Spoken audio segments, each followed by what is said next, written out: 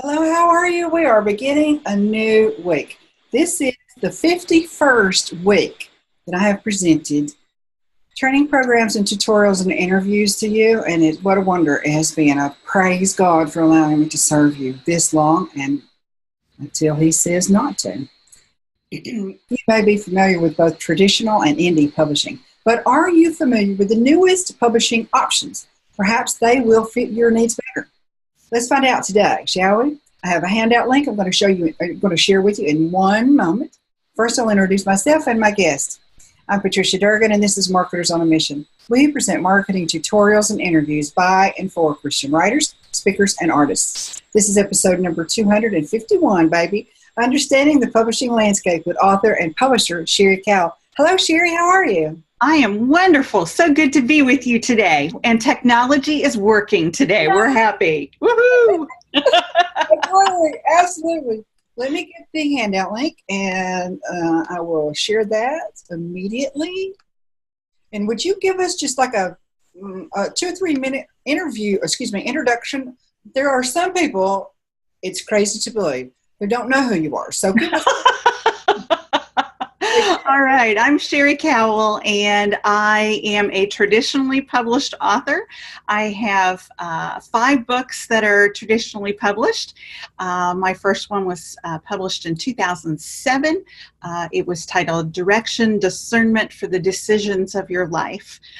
Since then, I've had 4 other books that were traditionally published, and in 2010, I started my own publishing company. That is a story I will share in just a little bit, but now my self-publishing company, it's titled EA Books Publishing, and we help authors to keep 100% of their profits while we do all of the work behind the scenes. Okay, I love that tagline. That's got everybody's attention. Melinda Inman is here with us. Hello, Melinda. You don't get to join us very often, so we're really tickled to have you. Judy Gordon-Morrow is here as well. It's always good to see you, friend. Always. How did you come up with the name of EA Publishing? Some of you might be Amy Grant fans and know the El Kamkana Adonai. The E and the A stand for that Hebrew, and it means God is showing. God is sharing. God is present. So He has blessed us in so many ways, and that is what it means. God is showing, sharing, and present? Yes, it means all of those things. He's showing Himself. He is with us. He is present. He's alive. It means all of those things. That's beautiful. That is beautiful. Let's see. Michelle Binkson is here. Hello, Michelle. Glad you feel like joining us today. There's a handout link. I've got it down here in the comments that will help us as we move along. You have given away a lot of information, not just here, but elsewhere as well. And you have a philosophy about giving information away that other people pay you for. It's all done in an appropriate manner. And why is that? Why do you give that away? Why are you willing to do that? I get asked that a lot because at writers' conferences, I actually teach classes on how to do exactly what it is that we do, how to turn books into print, publishable books, how to turn them into ebooks, and I show you every step. Part of that is because I don't believe the information is proprietary. I believe that God has shared it with me, and it is my job to share. I cannot outgive God, and that is truly the case. Every time I share, He blesses me more. And I'm not doing it because I want the blessings, but I just truly believe that if I give, He gives more. And I also believe that we are all on the same team. We're on God's team, and we're all rooting for the same goal. We want to share the words that we have been given with everyone so that it can impact the kingdom for good. And that's what I believe my job is. That's what I believe all of our jobs are. So if we are sharing what we've been given, we are doing exactly as God has called us to do. I love that. I just love that. It's so beautiful. Let's see. Melinda is asking one more time for the link. Is it eapublishing dot? eapublishing.com. There is another it's EA Books Publishing. There's another EA Publishing that is not us. They're an educational publisher, but we are EA Books Publishing, and we're the Christian publisher. Okay. That's the name of the company above. Melinda says, amen, amen. Now, how many types of publishing are you going to cover today? Well, what I want to do is I want to share with you the advantages and disadvantages of traditional publishing versus all of the different categories of independent or self-publishing. And as I'm sharing these with you, I want you to imagine a compendium, a line, if you will. On the far left will be your traditional publishing. On the far right would be your self-publishing. Now, let me give you some definitions for those terms. In traditional publishing, what I'm referring to is where a publisher is giving you an advance for writing the book and then pays you royalties. I will explain those terms in just a little bit. But on the far right of the compendium is the self-publishing. And self-publishing I'm defining as doing it yourself. That means you are doing the cover design or you're hiring someone. You're doing the book formatting or hiring someone. You are doing the editing or you're hiring someone. All of that, you are doing all of those parts and pieces yourself. Now, to the left of the traditional end, just inside on that line, is what is now being called the new model of traditional publishing. There are a lot of small publishers that are doing this. They haven't come up with a term yet, so right now it's just called the new model. Someday somebody will coin a term and we'll all know what to call it. But right now that's what it's called. And they are not offering an advance, but they then offer a higher royalty. And it's usually on a graduated scale. So therefore, the more books you sell, the higher your royalty return is. Mm-hmm. Mm-hmm. On the other side, just inside of the line for self-publishing is independent or co-publishing. Now, independent publishing means that you are doing it yourself, but you are hiring all of the parts and pieces. Okay, so you are out there finding your cover designer. You're out there interviewing and finding your editors. You're out there interviewing and finding your book formatters. All of the parts and pieces, you are hiring them out, but you are still in charge doing it yourself. Now, right in the middle of that is what we are, which is a partnership publisher.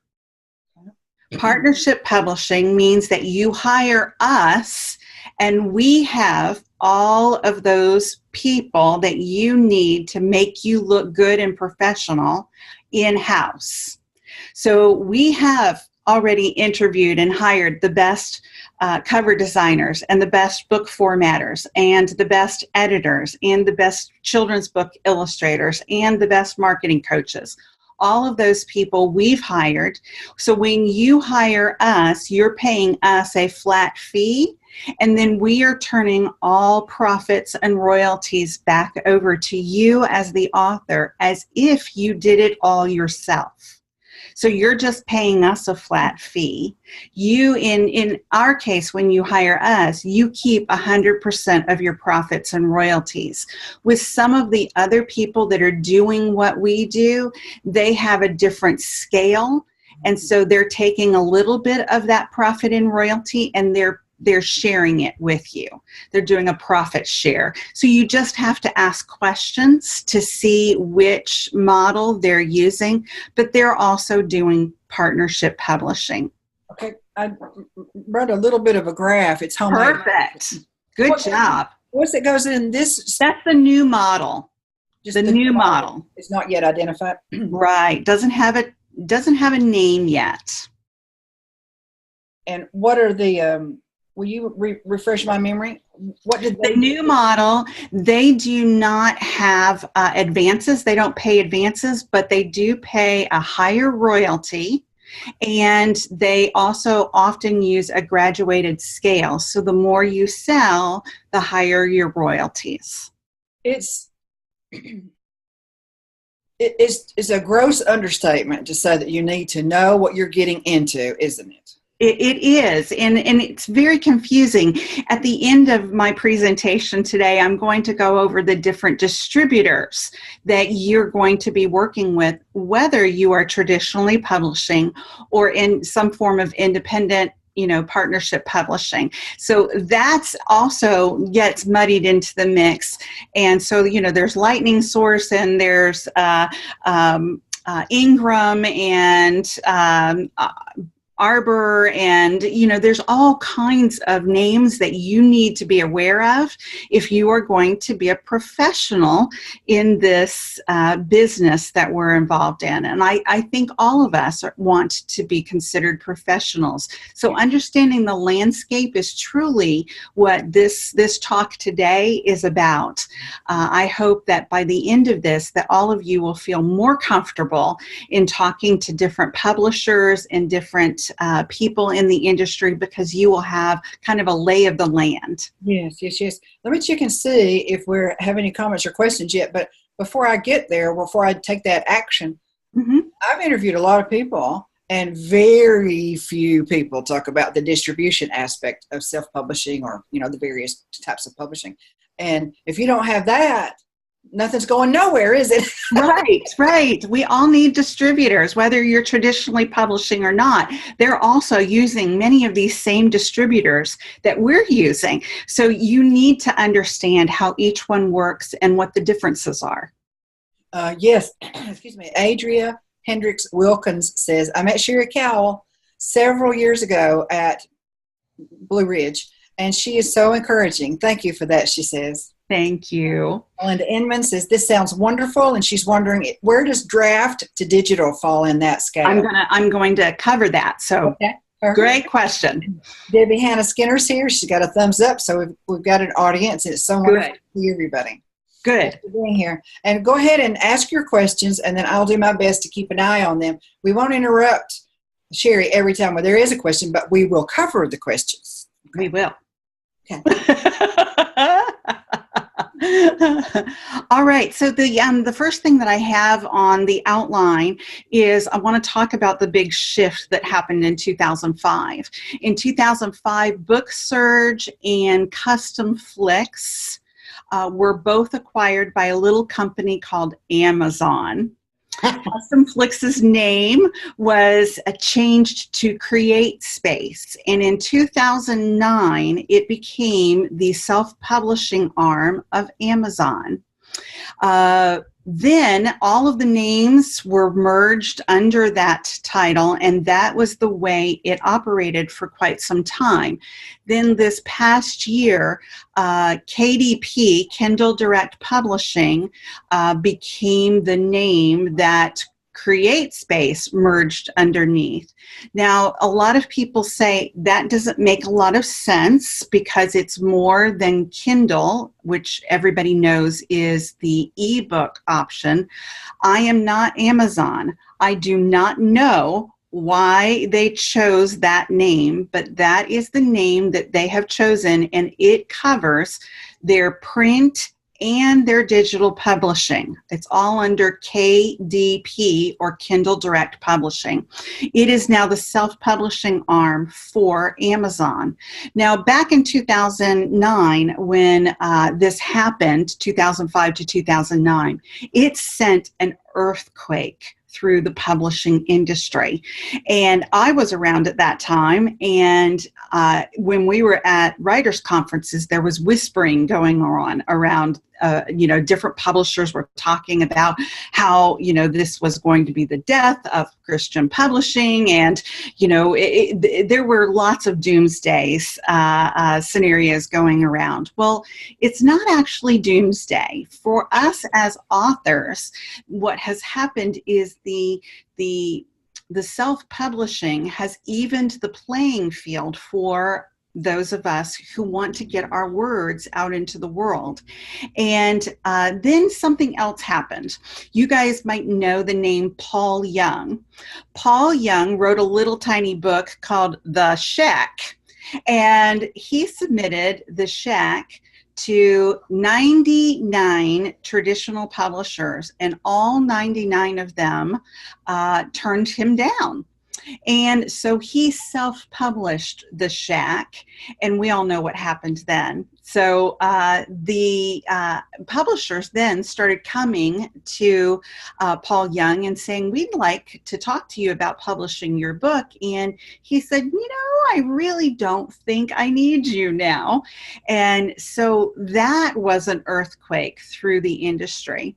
Then some of you might also know the name Angela Hunt. Angela Hunt and Dan Walsh. Angela Hunt is published by Thomas Nelson. Dan Walsh is published by Revell. Both of these are Christian Christian authors, and they started to self-publish alongside their traditional contracts. And again, another earthquake happened. People were saying, why would someone who's receiving contract after contract after contract from these traditional publishers, why would they be self-publishing? And that is what I'm going to share with you next, is why you would want to consider being what is called now a hybrid author. I am a hybrid author. I am still traditionally publishing along with my self-published titles. Why would you want to do both?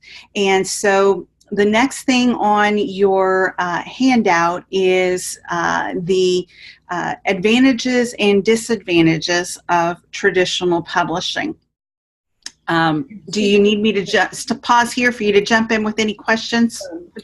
Because I need to give the link to the newcomers. Okay. Let's see. All right. There is a handout link. I'm putting the link in the comments. There you are. It's already been posted once, but I'll post it as many times as necessary. And because of the break, I was able to see Melinda has a comment, and so does Debbie. Melinda Inman says, this was all happening just as I was pitching my first novel. Mm-hmm. So this is a wonderful review, hearing all of this put together publicly in a timeline that's changed everything. Mm-hmm. Debbie Hannah Skinner says, I've done 3 books on Amazon/CreateSpace. The project I'm working on now will probably be via KDP. Any advice for that changeover? I do have advice, and that's what we're going to get into now. I'm going to give some information that not a lot of people share. I'm going to give some facts and figures and all kinds of things that people are afraid to actually say, but I'm gonna share it with you. Yay! Because I think it's important for us to know. First thing, when we're talking about the traditional publishing, remember that I am talking about both the ones that pay you in advance and the ones who don't. So when we're looking at that, and then we're also looking at independent publishing, I'm lumping all of everything else in together. I'm going to call it all independent publishing. It's all lumped in together. So the advantages. First of all, you need to understand that traditional publishers are taking the risk. I don't know if you've heard this stat before, but a traditional publisher will invest about $45,000 to launch a first-time author. That is what they are looking at as their investment to get a first-time author out into the world and for their book to be successful. So when you are sitting in front of an editor at a writers conference and you're pitching to them with your book proposal, you need to understand that they're not just evaluating your nice Christian manuscript. They are looking at you as a business proposition. This is whether or not you are going to be a good return on investment for them. That is the reason they are asking you to give them all of that information in a book proposal, is because they need to make a business decision. It is not just a Christian decision that your message is going to change the world. We are going to say that that's a given, that you have a message that God has given you and it will change the world. That is not up for discussion. They're going to assume that. So the rest of it is whether or not you are going to give them a good return on that $45,000 investment. Mm-hmm. The next thing you need to see is that because they are putting up the money for the editing, the cover design, the distribution, the printing, the warehousing, they are going to be making the final decision on all of that. You might think that you are going to have a partnership in this, and they might even lead you to believe that you have a partnership. But when it comes to your decision or their decision wins. I will give you an example.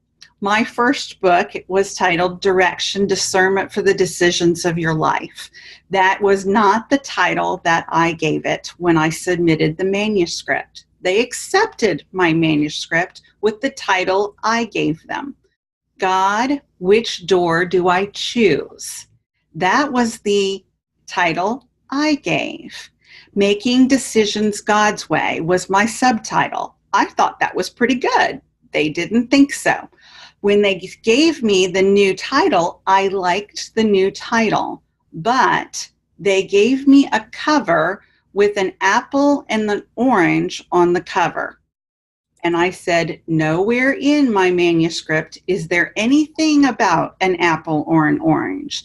They said they had test marketed this cover, and this was the best cover for my book. And I said, well, I don't see how it has anything to do with making decisions. And they said, it's like making a decision with an apple and an orange. And I said, no, it's like making a decision between a tomato and an onion, like two totally different things, like not even close, or a turnip green and an orange. You know, I mean, that's what I'm talking about. Like when you're really making a tough decision, and they're like, no, we really think this is it. So I said, well, how about if I do a survey?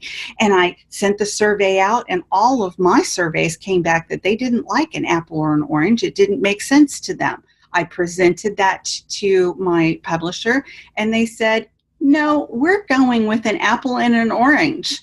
And I either had to swallow it or withdraw my publishing contract. That was really it. So my book came out with an apple and an orange. And do you know, to this day, the number one question that I receive on that book, so is this about fruits of the Spirit? No, it's not. It's about making decisions God's way. It's about discerning God's will.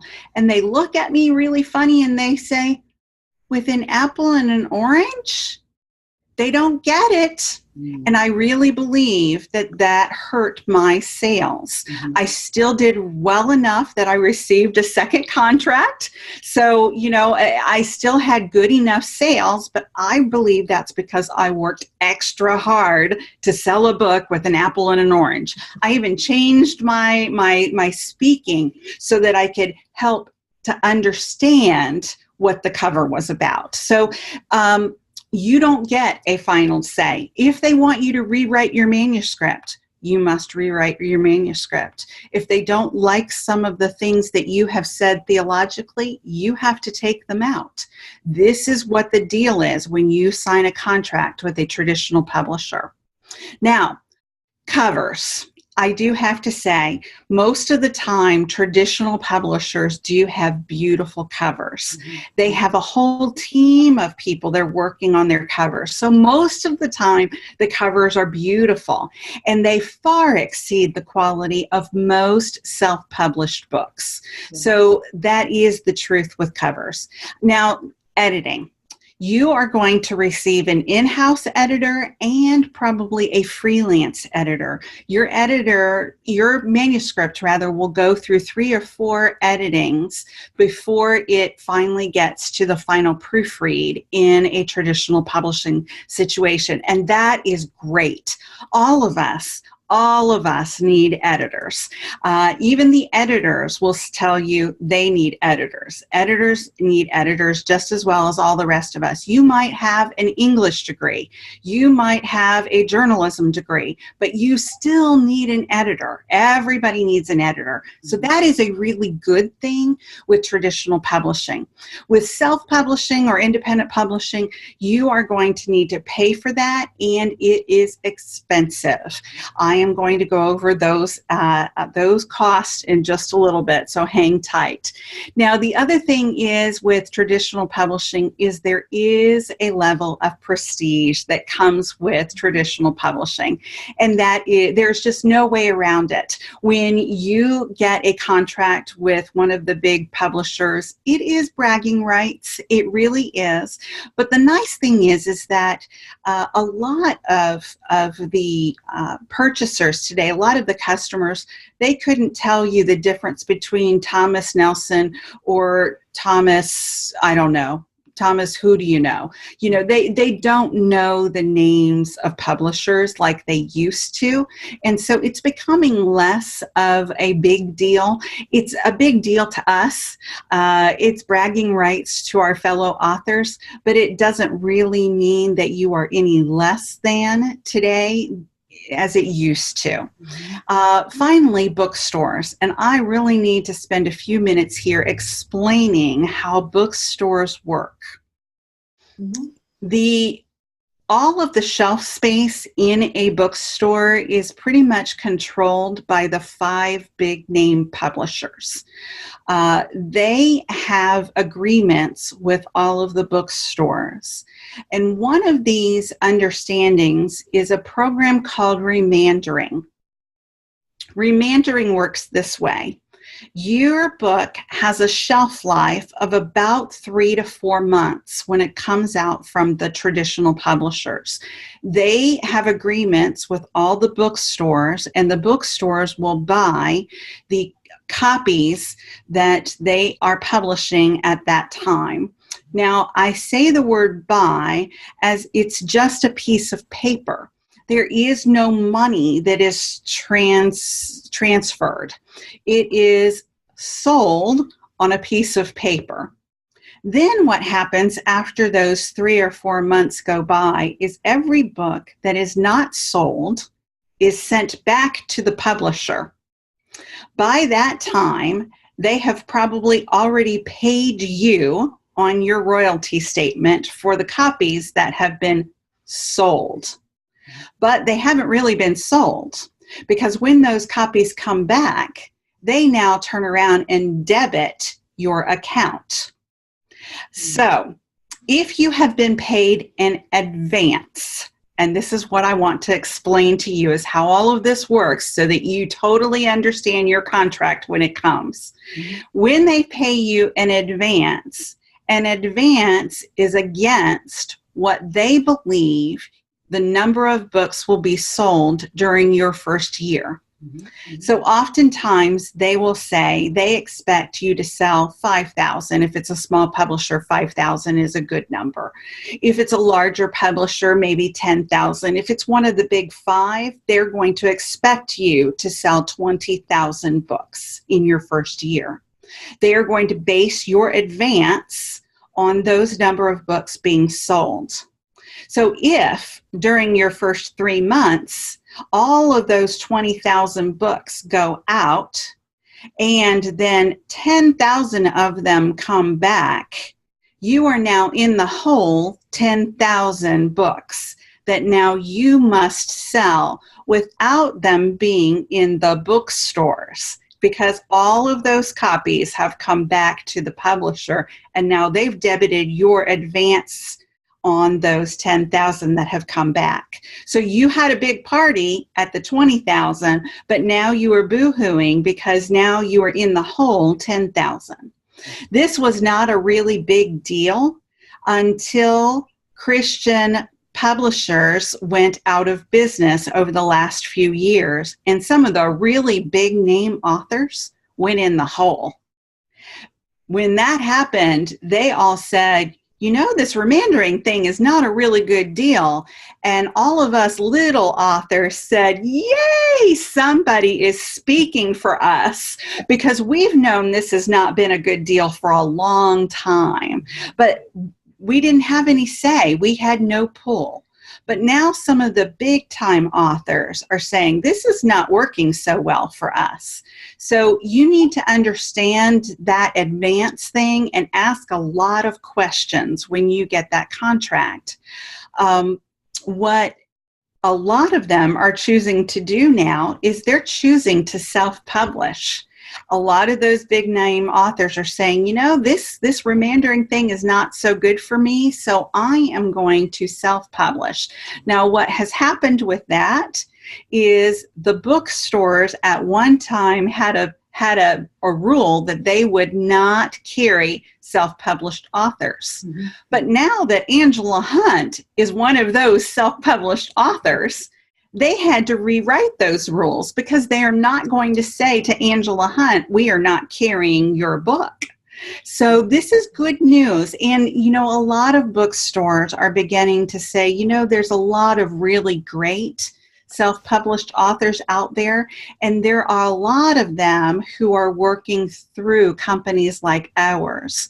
And they are beginning to say, you know, before we had the big traditional publishers who are the gatekeepers for us, maybe we should look at some of these self-publishing companies who are guaranteeing that there is somebody who is checking and making sure that the quality is high enough, that there's editing done on every book, that know what a traditionally published book should look like, and they're making these self-published books formatted in the same format, that understand ISBNs, that understand all of these different things, you know, the categories and BISAC codes and all of these kinds of things that we need to know.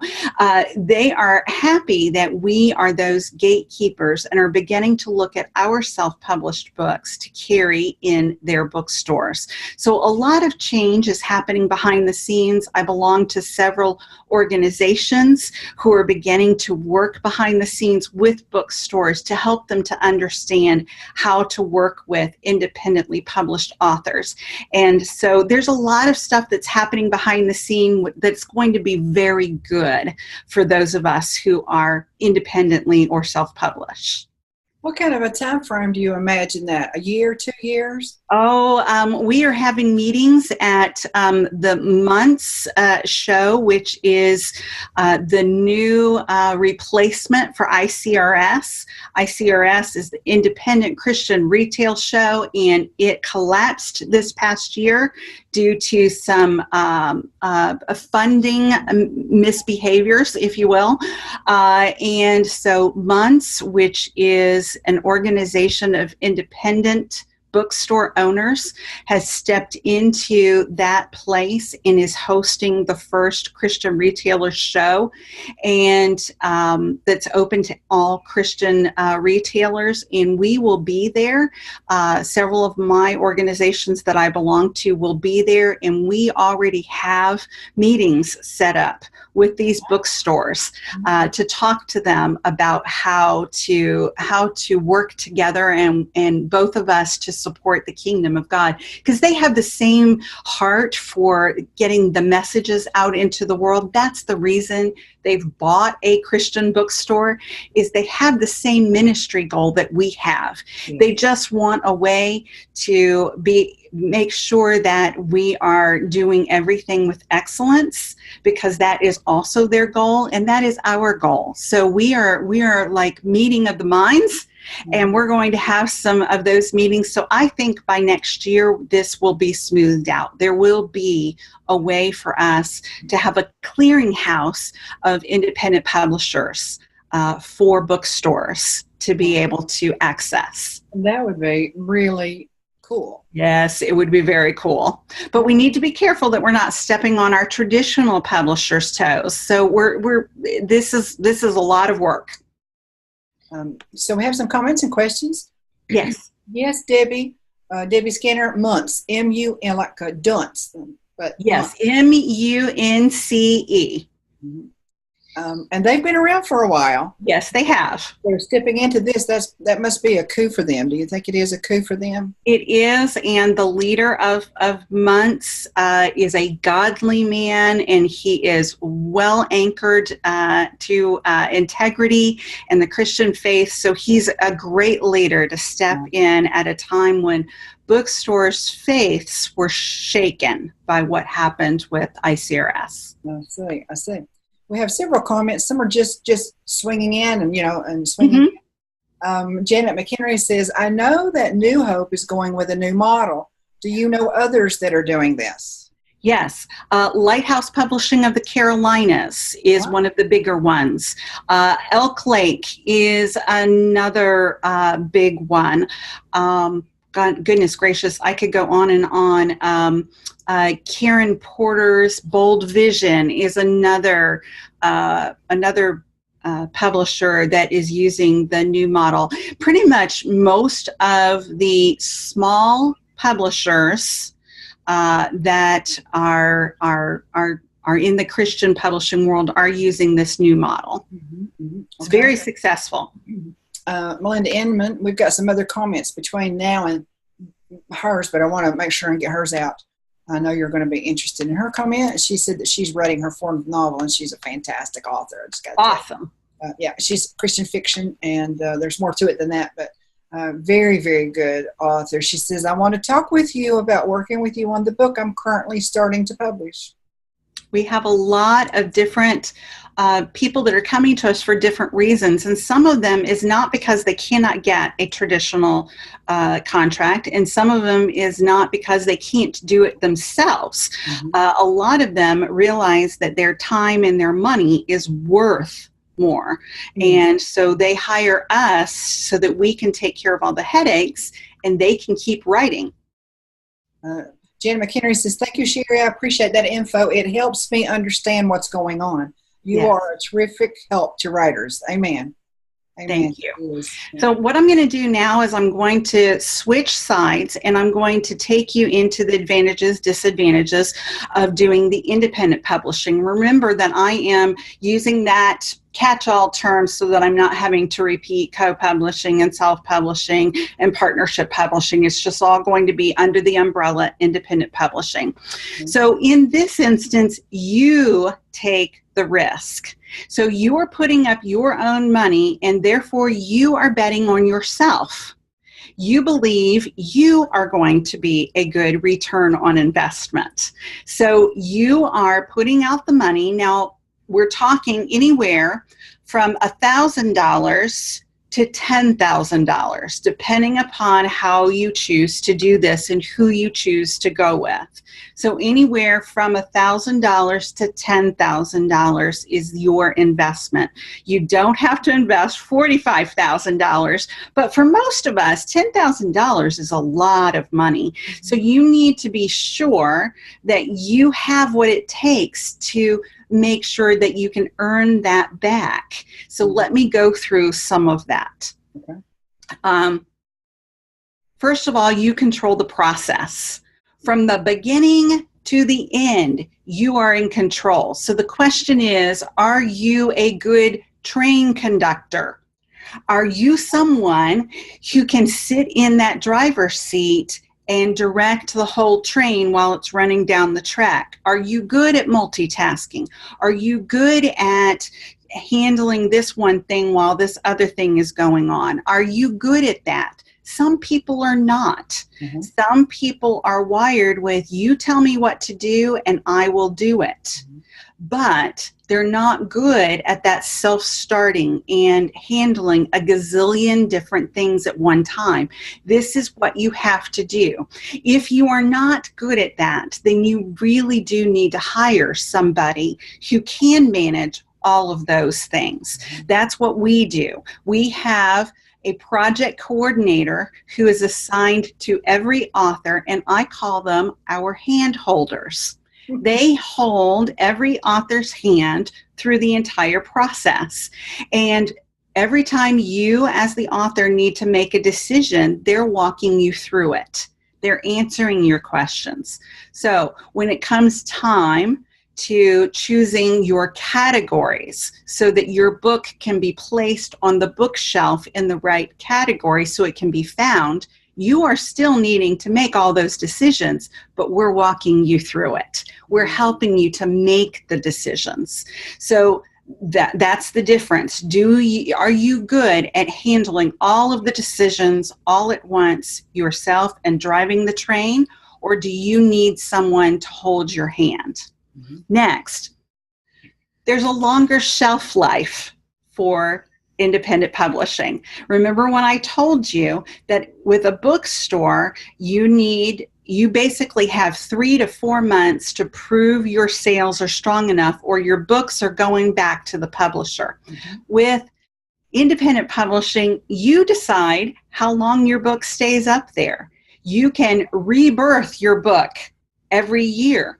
You can do all kinds of wonderful things. You can make a second edition. You can add an appendix. You can do all kinds of things to your book to make it new, to make it stronger, to make it better. You can do that with independent publishing and therefore have a re-release party. So this is a really good thing when it comes to the longevity of your message being out there in the world. Next, you keep the profits. Now, let me explain how this works. Oh, yes, hallelujah, you get to keep the profits. Now, with us, you're going to keep 100% of your profits.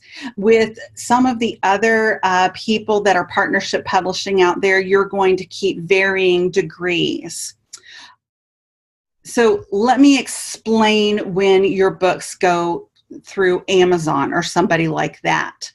They're going to keep 60% of your profits, and you're going to keep 40% when you're with us or if you go with KDP yourself.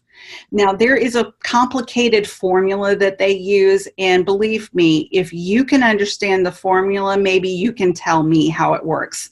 I think they intentionally make it complicated so you can't understand it. But basically, it works out to be 60-40 split. So when Amazon does that, you're going to make 40%. Now, just by comparison, when Amazon sold one of my traditionally published books, I made 12%, not 40%. So that's a huge difference, 12% versus 40%. So even though Amazon is taking 60% of your profits, they're not taking 85% of your profits like it is when you traditionally publish. Now, you do not get an advance when you are working as a self or independent publisher. But just so that you have that myth kind of blown out of the water, my advance on my first book was $1,500. So I was not going to pay my mortgage with my advance. So that's how much money they thought my book would make during the whole first year it sold. Mm-hmm. All right. So as a traditionally published author, you are not going to make huge advances. You are not going to be able to quit your day job. That is just not a reality. So, and, you know, if you're going to then purchase copies of your book. The other thing that you need to know is that with my traditionally published books, I could not purchase my own books for less than for the retail of $12, and I backed out my shipping costs. I made about $1 per book. $1 per book. And that is actually, I just got my royalty statement a couple of days ago, and that is what I am getting every time a book is sold still today. I'm getting about $1 per book. And so if you think of that $1,500 that I got as an advance, only $1 of that $12 was going to work off my advance. So I'm not going to get anything more than the $1,500 until I've earned out the $1,500 advance at $1 per book. So I had to sell at least 1,500 books at $1 per book to even begin to earn more than the $1,500. And every book that I personally sold is not counted towards the 1,500 books. Only books that are sold by the publisher to a bookstore or someone else counts towards the $1,500 and the 1,500 books. So, a jacket for the ones that you could sell. Yes. And the price of the ones that you could sell. You were in a jacket. And you were on the losing proposition with the ones that they sold. Yes. Now, some people would say, why in the world would you still traditionally publish? Because last year, or 2 years ago now, I had a book that released with Zondervan, and it was sold in Cracker Barrel stores. So it was titled 365 Devotions for Peace. It was a little gift book, and I did that and signed away all of my rights for 365 devotions that I never will be able to use again, because Zondervan is going to keep the rights to all of those as long as that book is in print. And now with print on demand, they can keep my book in print for as long as they want to.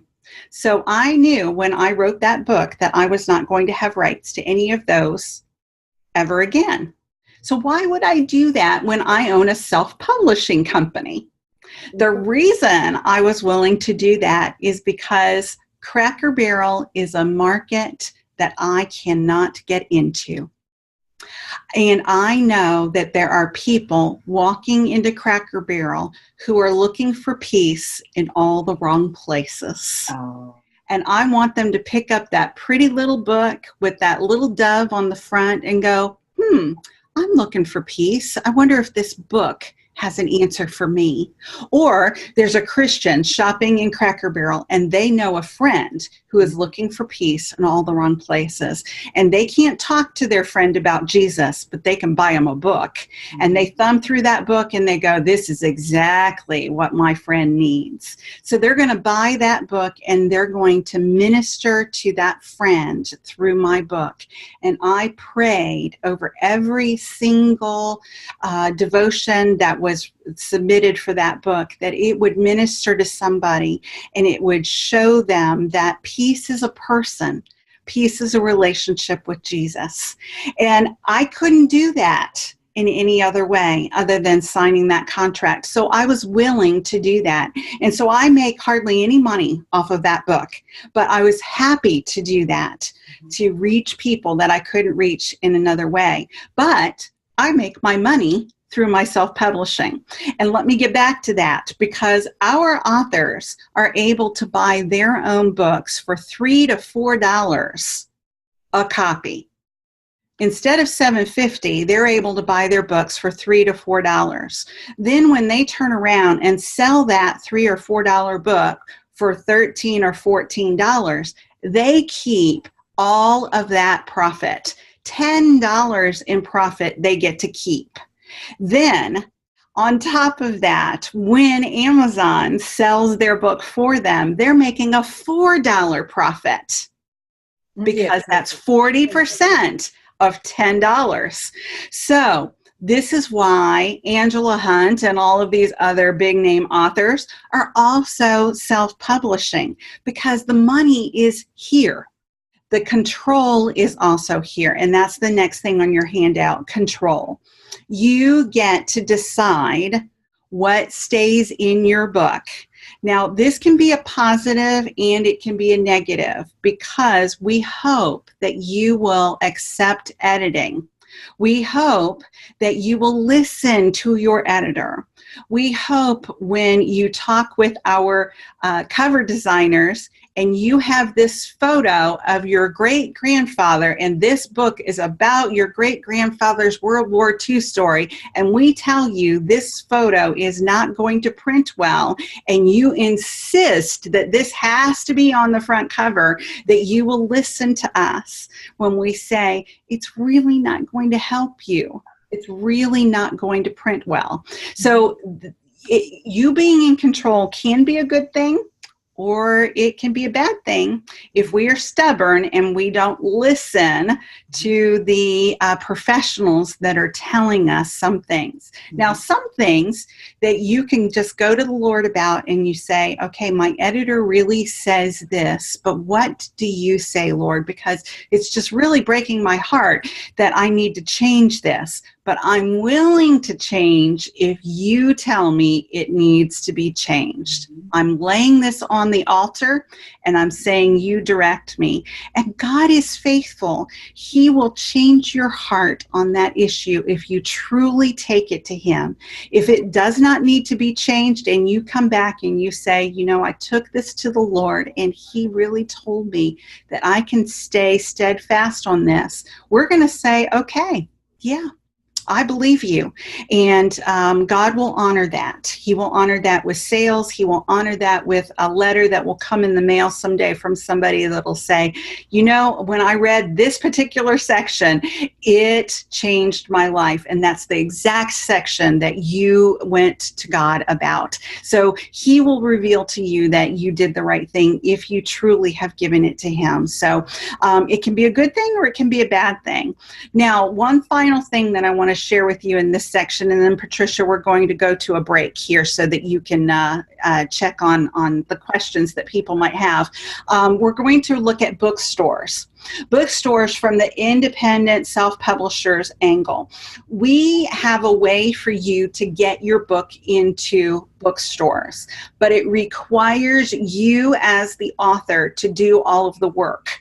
So if you go with us, we're going to help you to get into the bookstores even today, but you are going to have to be friends with those bookstore owners. They're going to have to know you as somebody of integrity and somebody who has a book of high quality. So we're going to have you walk in with your copy of the book that doesn't look self-published. You're going to present it to that bookstore owner, and we're going to tell you exactly what to say and how to say it so that you can get that bookstore owner to carry your book. Now, so for the rest of you who are self-publishing, I want to encourage you that your local bookstores will carry your book if you are humble and if you go in with a good quality book, because they believe that it is good community service to work with local authors. So they will have a local authors section of their bookstore, and they will highlight you. And if you promise to bring customers into their store to buy books, they will carry your book, because they want those customers to come in where they can serve them, where they can possibly not only sell them your book, but also maybe a Bible or, you know, some gift for somebody, or note cards or whatever. So it's a cooperative relationship that you want to set up with your bookstore owners. You don't want them to just carry your book because it's going to be good for you. You want them to carry your book because it's going to be good for them. All right, Patricia, tell me, what questions do we have? First, we're not going to be finished at 4. You know, typically we're finished at 4 o'clock. We will be running over. You're welcome to stay with us. We'd love that. We still take comments and questions until we're completely finished with the program. If you have to leave, you're welcome to rejoin us and watch the last part in the replay. This is you're so thorough, and we need everything that you want to share today. Okay. We need more than that, but we will suffice today with everything that you want to share today. Debbie Skinner says, I appreciate your spiritual sensitivity and directing people to ask the Lord. Judy Morrow says, yes, it is so important to take each decision to the Lord. I so love your heart, Cheri. Donna Renee Patrick, there's several here. Donna Renee Patrick says, wow, Donna has already written 3 books. 3 books and has a compilation, has into a compilation as well. But she says, wow, she's really helping me. Thank you, Cheri Cowell. Adrienne Wilkins says, thank you, Cheri, for sharing your heart. I hope you will be at Blue Ridge this May. Debbie Skinner says, I like how nimble self-publishing is for making updates and changes, and how quickly I can get my products out to the public compared to traditional. Debbie wants to know, in another comment, she wants to know, does your company handle workbooks? She's a professional artist, and some of her books are devotional coloring books. I've seen Debbie's work. I've known Debbie for a very long time, and yes, I would be honored to work with Debbie. Oh, yes, we do workbooks, and we do full color. We do all of the things that you're looking for, Debbie. Well, Melinda Inman is interested in talking to you. Debbie says, I'd like to know about your rates and services, so she's interested as well. Barb Haley says, I plan to attend this is going back a little bit. I plan to attend 2019 ACFW and was disappointed to see that Carroll Awards are for traditional published books only. And the Genesis Awards are only open to traditionally published books and books independently published before January the 14th. 2014. Right. That's sort of a tongue twister, isn't it? It is. It is. So just stay tuned. There's lots of things that are happening behind the scenes. So I know you're disappointed, but it's going to be changing. Just hang in there. Okay. All right. We're dependent upon that. Donna Renee Patrick says, yes, build relationships with bookstores, not just to sell your book. Yes. And just we know this, but it could be said. It needs to be said. We're the one with the information. We're the one they're doing us a favor. We have to help them see that there is, everybody wins in the situation. We can't assume that they know that. Right. And a lot of authors walk in and think that they are God's gift to the world. And, we don't want to come off that way. We want to come off understanding that they have a unique place in their calling, and that they are ministering to hurting people in your community, and that they are providing a service, and that we want to be a help in that ministry, that they have a ministry, and that we want to help them in their ministry by providing their books, maybe offering an author event where we do an event at their bookstore to meet the needs of their writers, of their readers. Maybe your book is on sex trafficking, and maybe it's a fiction book, and the thing is on sex trafficking, and maybe you want to offer a fingerprinting day for children.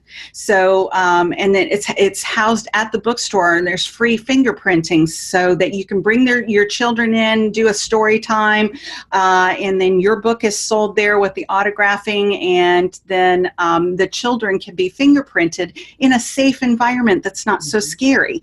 And you can work that out with your local police department. They would love to do that because this is a fear of theirs too, that a kid's going to be taken and they won't have fingerprints. So there's all kinds of things that you can do to help draw people to the bookstore. So be a partner with that bookstore owner. Melinda Inman is wondering, how can she find out about your rates and your process? Okay. I don't want to sound like a commercial today, so I'm trying to be very careful, but I hear what you guys are saying, and I appreciate that. So it's eabookspublishing.com is our website. Our rates on most things are on the website. There's also a contact me page. Those emails come directly to me. So when you fill in the contact page, I will see your email. Just say that you saw me on this program and that you'd like to set up an appointment. I do need to let you know that I'm attending the Florida Christian Writers Conference starting on Wednesday. So it might be next week before I can get to you, because I don't know if you've been to a writers conference or not, but they work us from morning till night. And there's not much time for Cheri time when I'm at a conference. Yeah. But I will get back to you, I promise. Thank you. Thank you for that. I also have the links now that I'll post after the video. Excuse me, after the program is over. I have the direct links to Cheri's contacts and so forth. She says, Melinda says, thank you. Now we know what to do to get a hold of you. So cute. So now I want to head into kind of a boring part of the talk. You know, all of that was kind of fun to talk about, but this kind of stuff is kind of get in the weeds for a few people. So hopefully you guys can hang in there with me. But I want to explain there are two types of publishing. There's offset printing, and there's POD, or print on demand. Offset printing is the kind of printing that we have known about for years, and that is where ink is applied to a roller and print paper is pressed up against that, and books come out in big sheets, and then there's these big huge knives that come down and cut the book into pages, and then those pages are sent off to a binder and the book is created. That is offset printing. And the way that was profitable is only with large print runs. Yeah. Yeah. The more you printed, the cheaper the printing cost became. So they were really great for 20, 30, 50, 100,000 copies, because the print runs were large enough for the print jobs to become cheaper. Mm-hmm. Now, introduce print on demand. This is digital printing, and it allows us to print a single copy at a time.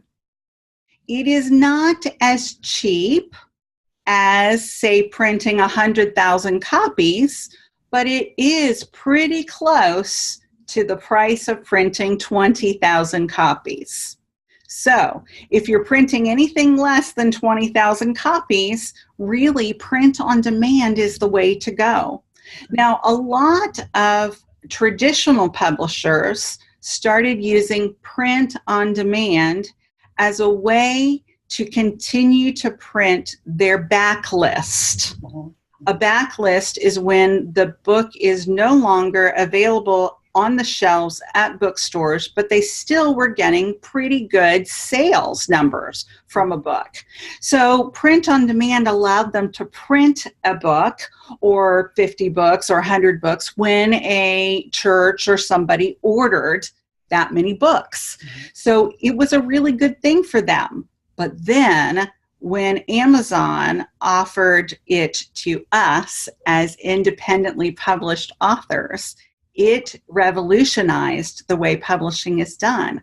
So now those of us who are choosing to independently publish can use print on demand, which means the book is printed and shipped when someone orders it, to play on the same playing field as the big time publishers. So there's those two kinds of printing. You need to understand that as we go forward. And I'm going to now explain the different distributors. Okay. Ingram is the primary large distributor out there, and they use Lightning Source as their publisher. Lightning Source is basically their offset printer. Ingram Spark is not the same thing as Ingram. Ingram Spark is the independent or self-publishing arm of Ingram. Ingram is the distributor. Ingram Spark is the self-publishing arm, and they are just like KDP is to Amazon. Uh-huh. Are you following me? Yeah. All right. Then there's another distributor called Baker and Taylor. Baker and Taylor mainly focuses on academics and libraries, but they do support some of the bookstores, but mainly academics and libraries. And then Anchor Distributors is the other big distributor for Christian books. Now, mainly Anchor and STL, which is formerly STL, it's now Media Group. Mm-hmm. They are the main distributors to the independent bookstores. So if you want your book in a bookstore, it really needs to be distributed through Ingram or Ingram Spark and through Anchor as the distributor.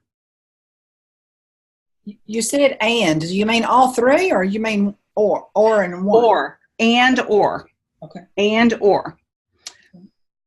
Some bookstores only have an agreement through Anchor. Some bookstores only have an agreement through Ingram. Some only have an agreement through Baker and Taylor, and some have an agreement with all of them. It's a lot of paperwork. It's a matter of setting up accounts and your bank accounts so that they can be paid, and understanding the different languages that they're all using. Of course, why would their contracts all be the same? They have to make it complicated. So, it's just a lot of work for the bookstore owners, and they're just like us. They're their marketing people, they're their finance people, they're the bookkeeper, and they're the checkout clerk at their bookstore, they're the orderer, they're everything. That one bookstore owner wears all of those hats. They're just like us as independent authors. So, applying for distribution through another distributor is just, for some of them, is just more than they can handle. So you need to understand that when you're talking to them. When they say, we don't have an agreement through Anchor, but we have one through Ingram. Now you're going to understand when you're talking to them who they're talking about, what they're talking about. So those are the different distributors. Now, we distribute through all of those depending upon the package that you are using. And you're going to pay more for one package versus another because we're going to add more distributors. Do you understand? So this is what you're paying for in our distribution packages. When it says distributed through all of these people, and then it says on the next package, it says for a little bit more, you're also getting these people. And that's what I'm describing there. I'm describing the different packages and the different distribution channels. Now, KDP, like I said, is Amazon. They distribute through Amazon, and they will say that they distribute through an expanded distribution channel to Ingram. And they do. But they are doing it through Lightning Source, and they are not offering the bookstores the same, what am I trying to say? My brain just went, it just froze. You know how that happens sometimes? The same discounts, there we go, the same discounts that they're used to receiving when they work directly through Ingram, because, of course, they're another middleman. KDP is a middleman using Ingram rather than going directly through Ingram. So Ingram is, of course, going to give the bookstore owners a better deal if they work directly through themselves rather than through KDP. So yes, they do offer your books through KDP. They do offer your books through Ingram. They do use Baker and Taylor, but again, they are the middleman when they're using those resources. So your book is not receiving as favorable a discount as if you went directly through those. Yeah. All right? Understanding? All right. So now let me explain to you how the others work. So we've got Barnes and Noble, and Barnes and Noble, by the way, is only about 3% of the industry right now. About 3% of book sales are going through Barnes and Noble. Wow. 85% of book sales are going through Amazon. 85%. Wow. So if you are through Amazon, you are good. Only 15% of book sales are going through bookstores. Only 15% are going through a bookstore. So you need to weigh whether or not going this other route just so that you can get your 15% through the bookstores is really worth the extra investment that you're going to need to make. And again, you are betting on your own return on investment for yourself when you are deciding which package is best for you. If you are going to be a go-getter and get out there and work it, then you are going to be able to get that return on investment, especially if you go with someone like us who's giving you really good terms so that you have a greater chance of getting a greater return on investment. But there are a lot of other people out there that are offering the same thing that we're offering, and you just need to do your due diligence and check them out. All right, smash words. Smash words is a funny word, but they are the largest distributor for ebooks. They are like KDP, Kindle Direct Publishing. They are like that on the ebook side. KDP is on the print side. Smashwords is on the ebook side. Another one would be iBooks. iBooks is similar to the Barnes and Noble because only about 3% of ebook sales are done through iBooks, which is the Apple bookstore. All right. So, but I don't discount them. We distribute to iBooks as well. We want to make sure that you have the widest distribution possible. Kobo is a really great distributor. They are the largest global distributor of ebooks. So if you are in England, for instance, and you are talking about ebooks, Kobo is who most people would think of. They're not going to think of Amazon. They're going to think of Kobo. They were the first on the block. They're the largest on the block worldwide.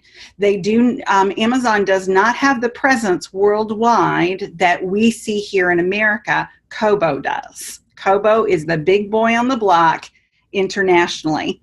And then somebody asked, bigger than Amazon. Nope, it is Kobo internationally. Yeah. And then Draft to Digital is, somebody asked about that earlier, and yes, they are another, and they're even smaller than iBooks, but they are rapidly growing. Okay. And so they're another ebook distributor. And then finally, I need to explain this. It's called social publishing. Believe it or not, there is a thing called social publishing. And this started with our fantasy and our YA fiction, because what they would do is they would publish a chapter at a time, and people began to get hooked on these great creative stories, these fantastic worlds, and they couldn't wait for, it's kind of like soap operas. Remember when we all used to watch soap operas? Maybe I'm dating myself, but eons ago, you used to wait for every day to find out what the next episode would be so that you could continue the story. In fact, they were often called continuing programs. You remember that? So that's really what social publishing is. It's publishing chapter by chapter, and then at the end you get a link to purchase the whole book, because now you've read every chapter of the book, and now you want to share it with someone because you've fallen in love with this book, and now you're ready for book number 2, because it's part of a series, of course. And so now they sign up because they've bought they've read all the first one, they've fallen in love, and they have to get book number 2. So this is called social publishing, and it is a great way for those of you who are doing fantasy or YA fiction. It's a hot way of publishing for the younger generation, if you will. So now, before I get going, the last thing I'm going to do is self-publishing right for you? I have 4 questions. So before we close, I want Patricia to make sure that I haven't missed any great questions. Thank you. Thank you so much, Cheri. Melinda's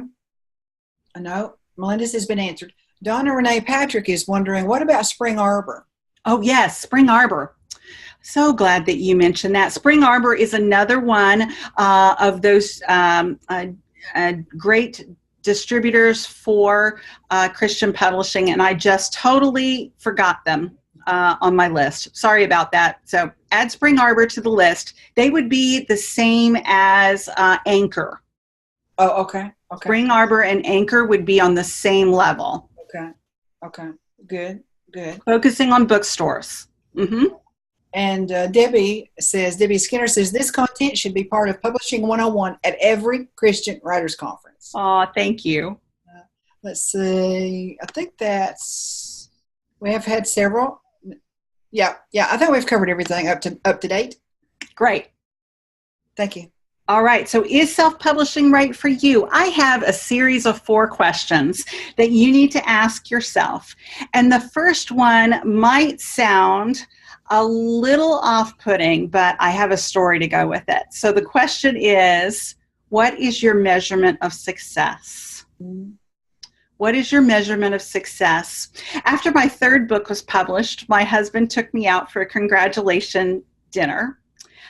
He's my number 1 fan. He took me out for this great dinner, and he's sitting across the table from me, and he says, Cheri, when are you finally going to admit that you've made it? When are you finally going to admit that you're a success? And I looked at him and I thought, I don't have an answer. I didn't have an answer because I never set the target. If you don't define your measurement of success, you will never reach it. True. So the question then is, what is your measurement of success? Is it a dollar figure in your bank account?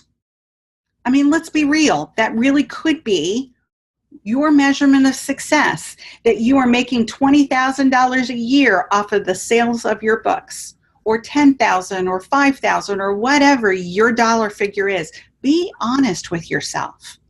Is it walking into a Christian bookstore and seeing your book, your name on a shelf? Is that your measurement of success? Will you not be fulfilled until you see that happen?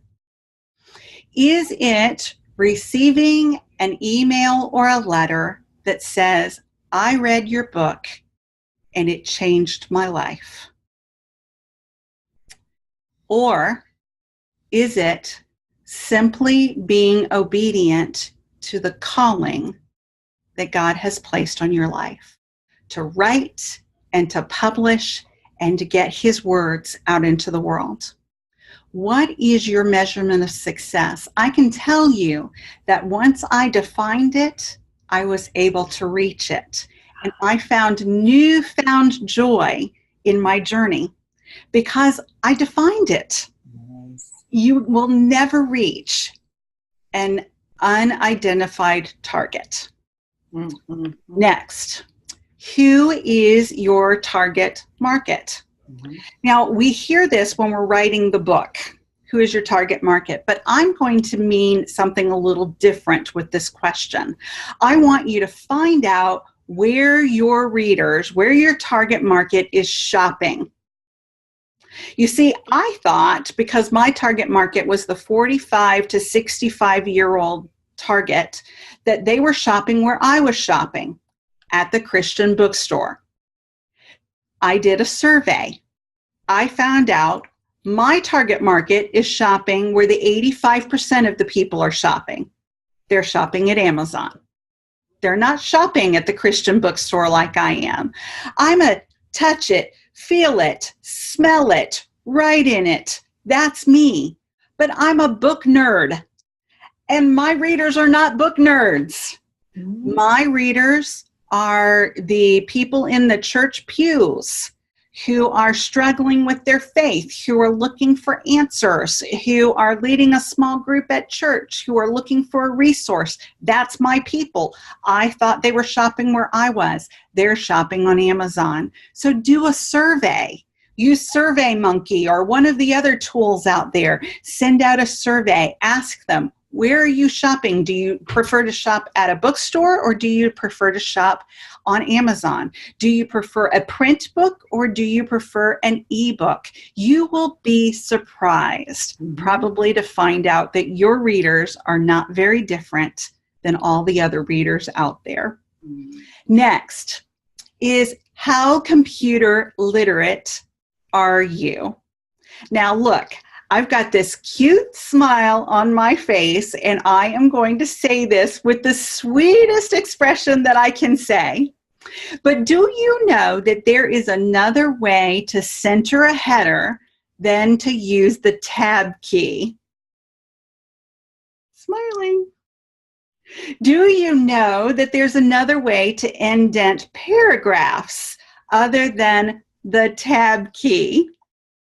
If you do not know this, if you do not know how to do all of those things, then you are a user of Microsoft Word. You do not understand Microsoft Word, and you truly need to understand Microsoft Word if you are not going to get yourself into trouble if you try to go to self-publish.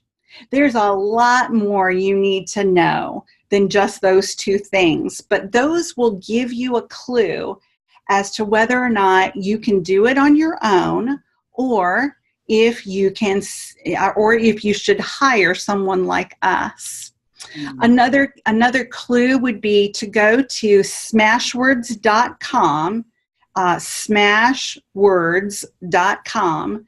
On that front page, on that home page, is how to create an ebook. It's a free download.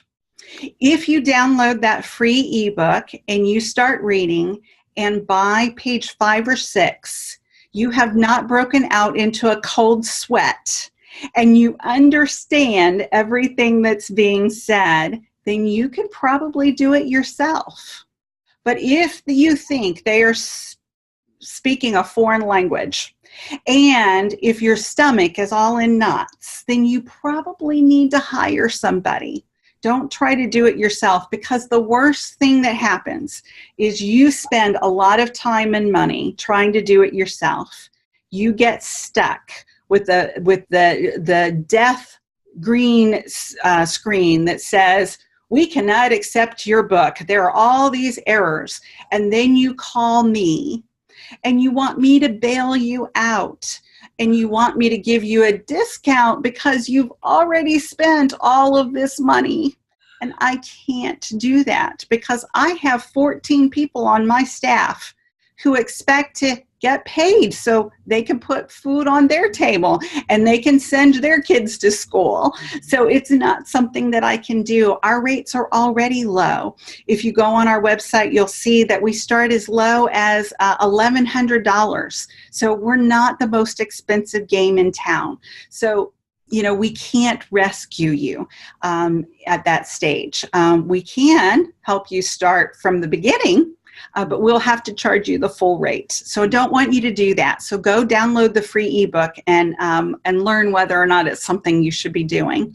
And finally, the last question is, how much is your time worth? You know, all of us only have the same 24 hours a day, and we can spend it learning the ropes. We can spend it learning everything about Microsoft Word and about self-publishing and about BISEC codes and about categories and about bleeds and non-bleeds and all this other stuff, so that you can understand the instructions online that are telling you what to do. You can do all of that, but is that the best use of your time? Is it better for you to write your next book and allow us to publish your current book? Is it better to spend your time marketing your book and let us publish your current book? Those are the questions that you need to ask yourself. And some of you are going to say, I just don't have it, and I need to learn all of these things. And if I've helped you today to be able to understand the landscape, I say go with God's blessings, and together we will change the world. All of us together are on the same team. We're on God's team. Go and do it with excellence. You can't hear everybody else clapping, so I'm going to just before we close out, a couple of comments and questions. And you mentioned this already, but Rebecca Barlow Jordan was asking about how you did your survey. And other than SurveyMonkey, there are other options. Are any coming to your mind? They're not me. They're not coming to me, but Rebecca, you can go to Google and you can type in alternatives to SurveyMonkey, and that will pull up. That'll pull it all up. Lauren John Kraft says, great information. Thank you very much. Donna Renee Patrick says, wow, great question. What is your measurement of success? Double wow, she says. Debbie Hannah Scanner says, I love my little self-publishing audience. I love that I've sold books to people in Europe when I don't know a living soul there. Only God could do that. Self-publishing was not an option when I started writing and going to writers conferences. I'd talk to publishers about my art and writing, and their eyes would cross. Yes. Oh, gracious. Melinda says, Melinda says, thank you very much. Judy says, I'm applauding too. Melinda says, this was a wonderful presentation. Thank you so much. Rebecca says, I'm a traditional, considering independent publishing. Thank you so much for all the information. Bless you. It's just wonderful, wonderful. Gail, thank you. I'm getting a compliment on my new hair there. Thank you very much, Gail. Continue to ask questions if you want to. We are going to close out. Continue to ask questions or make comments. Feel free to give Cheri a big round shout out because she just outdid herself is what I'm trying to say. She outdid herself. You always deliver, and you help us in ways that sometimes people, I'm particular, when I invite people, I say, this is not the marketing element, which today was the whole thing, but even a regular interview has a marketing element at the end of it so that my viewers can learn something else that did or did not work and why from whomever we're interviewing. But sometimes they want to sneak in a little bit of a generic, no, baby. 5 points, what we're looking for. And you naturally deliver that, and we're so thankful, so grateful. Let's see, one more time before we close out. Stephanie Gaddis says, thank you for breaking this down into simple terms that newbies like me can understand. Okay. Yes. All right, ladies and gentlemen, this episode is coming to an end. We're so appreciative. I don't know if you can remember what it was like when you started, that everything was new. Oh, my. Yes. Your brain started coming out your head and dripping down. And I love the overview and the timeline. It's so very helpful. And even for those of us who are fixing to go to writers' conferences this year, now we can have, whether we go to a conference and meet a publisher or a traditional or an indie publisher, whether we are stay at home and do it on our own or make this, we have the information to make an educated decision that we're not going to regret in 3 years. Yes. It's a true gift. Yes, and let me just add one more thing because I forgot. At the end, I said not all created equal.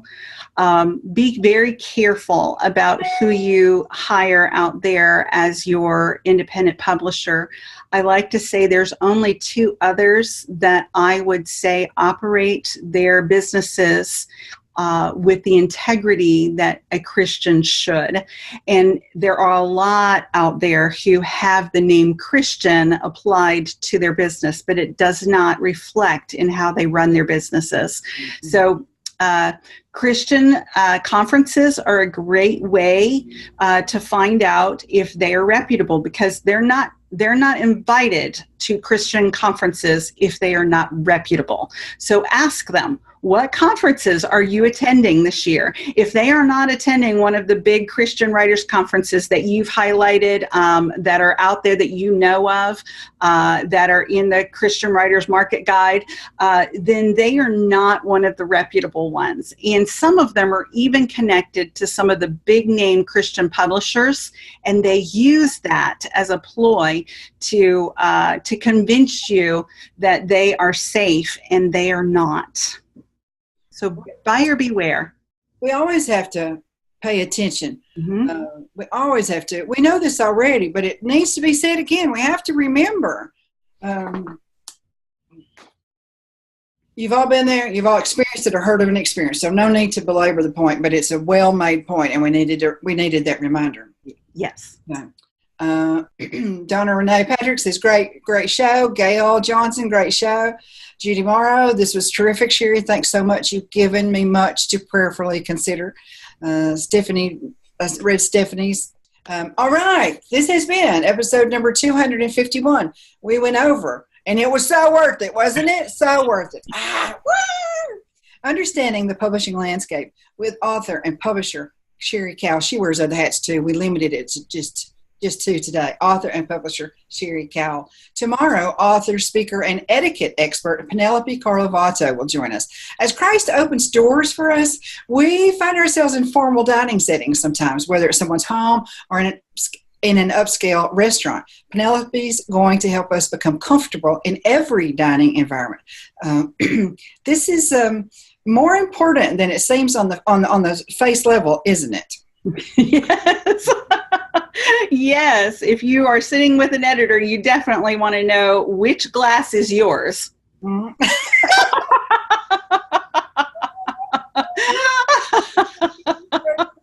Okay, enough said on that. That's very important. Oh my goodness. So wonderful to have you here today. We appreciate it. We're here every weekday, 12 Pacific, 3 Eastern. This program is designed exclusively to help you market your message online by learning professional writing and speaking from those who are already doing it. Because our mission field is online. We certainly have people in our local sphere and our regional sphere, but online is where the bulk of our audience is now and will continue to be until we die and move on, moving past beyond that. So there are things that we need to know online that we never had to know before when we were just in real life. Did you find that to be so, Cheri? Oh my goodness, every day is a new learning experience, isn't it? Join us tomorrow with Penelope Carlovato, and we appreciate you being here today. Bye-bye.